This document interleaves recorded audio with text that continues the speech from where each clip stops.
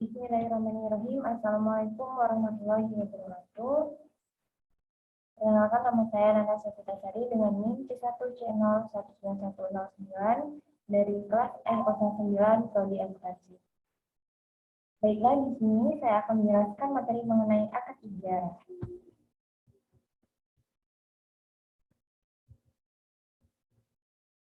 Untuk yang pertama mengenai pengertian akad ijarah, menurut pengertian syara, al-ijarah ialah urusan sewa menyewa yang jelas manfaat dan tujuannya.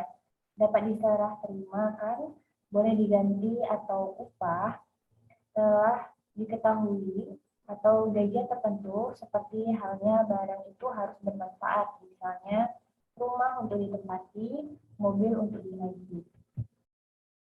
Selanjutnya mengenai jenis akad ijarah, di sini ada dua. Yang pertama ijarah alal al-manfi, yaitu ijarah yang objek akadnya adalah manfaat atau benda, seperti contohnya menyewakan mobil atau kendaraan, menyewakan rumah atau lain-lain. Yang perlu diperintahkan adalah tidak boleh menjadikan objek sebagai tempat yang manfaatnya dilarang oleh syarak.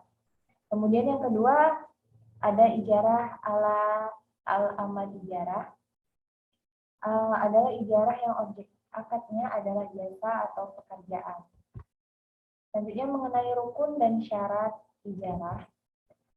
Menurut ulama Hanafiyah, rukun ijarah adalah ijab dan qabul, antara lain dengan menggunakan kalimat al-ijarah, al-istijar, al-iqtira, dan al-iqra, yakni lafaz untuk menyerahkan dan suatu persetujuan sewa menyewa antara yang berakad. Adapun menurut jumhur ulama, rukun ijarah ada 4. Yang pertama akid atau orang yang akad, kemudian yang kedua ada syidat akad, kemudian yang ketiga ada ujrah atau upah, kemudian yang keempat ada manfaat. Dan itu syarat ijarah terdiri dari 4 macam, sebagaimana syarat dalam jual beli, yaitu syarat al-inqad atau terjadinya akad, kemudian syarat an-nafadz atau syarat pelaksanaan akad, dan yang terakhir syarat sah dan syarat lazim. Selanjutnya mengenai dasar syariah akad ijarah, yang pertama Al-Quran, yang mana di sini disebutkan jika mereka yang menyusukan atau anak-anakmu untukmu, maka berikanlah mereka upahnya.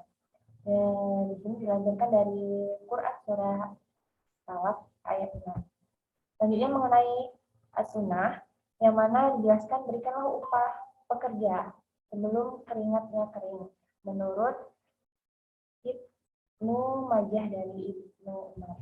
Selanjutnya mengenai ijma. Umat Islam pada masa sahabat telah berijma bahwa ijarah diperbolehkan sebab bermanfaat bagi manusia. Diriwayatkan oleh Ahmad, Abu Dawud, dan Nasa'i dari Sa'id bin Abi Waqqas. Selanjutnya mengenai PSAK PD 107, aset ijarah adalah aset baik berwujud maupun tidak berwujud yang atas manfaatnya disewakan. Ijarah adalah akad pemindahan hak guna atau manfaat atas suatu aset dalam waktu tertentu dengan pembayaran sewa atau ujrah tanpa diikuti dengan pemindahan kepemilikan aset itu sendiri. Sewa yang dimaksud adalah sewa operasi atau operating lease. Kemudian ada ilustrasi kasus akad ijarah.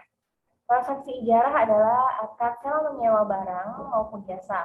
Contoh kasus ijarah dalam kehidupan sehari-hari dapat kita lihat seperti transaksi sewa menyewa rumah atau rental mobil. Seiring berkembangnya transaksi keuangan syariah, beberapa jenis akad ijarah digunakan sebagai perjanjian dalam transaksi muamalah pada produk pembiayaan lembaga keuangan syariah. Demikianlah presentasi mengenai akad ijarah yang dapat saya sampaikan. Kurang lebihnya saya mohon maaf. Saya akhiri, wassalamualaikum warahmatullahi wabarakatuh.